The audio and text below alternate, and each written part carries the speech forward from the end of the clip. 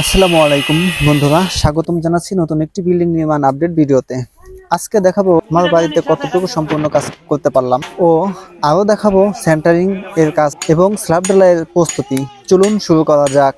এই ভিডিওতে আমরা দেখতে পাচ্ছি একটি নতুন বিল্ডিং এর সেন্টারিং বা শাটারিং এর কাজ চলছে। এই কাজটি মূলত ভবনের স্ল্যাব ঢালাইয়ের প্রস্তুতি একটি গুরুত্বপূর্ণ ধাপ। প্রথম কাঠ ও রড দিয়ে তৈরি করা হচ্ছে ফ্রেমওয়ার্ক। এই ফ্রেমের ভিতরেই ঢালাইয়ের কংক্রিট ঢালা হবে। আমি দেখতে পাচ্ছি শ্রমিকরা প্রতিটি ধাপই খুব মনোযোগ সহকারে কাজ করেছেন যেন কাঠামো মজবুত ও টেকসই হয়। ভিডিওতে দেখা যাচ্ছে বিভিন্ন রড সাজানো হচ্ছে ডিজাইন অনুযায়ী।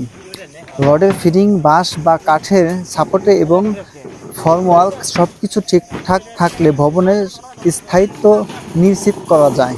এই নির্মাণ কাজের প্রতিটি ধাপই গুরুত্বপূর্ণ। একটু অসাবধানতা ভবিষ্যতে বড় বিপদের কারণ হতে পারে।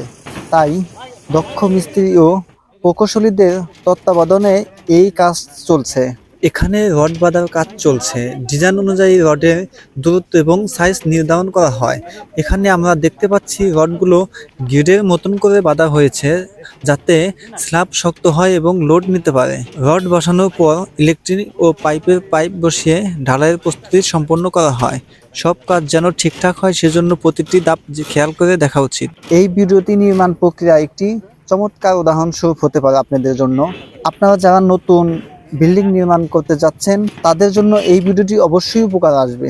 পরবর্তী ঢালাই, প্লাস্টারিং এবং ফিনিশিং এর কাজ কেমন হবে তার আপডেট পেতে আমাদের চ্যানেলটা সাবস্ক্রাইব করুন। ভিডিও ভালো লাগলে লাইক দিন এবং অন্যদের সাথে শেয়ার করুন। ধন্যবাদ সবাই ভিডিওটি দেখার জন্য।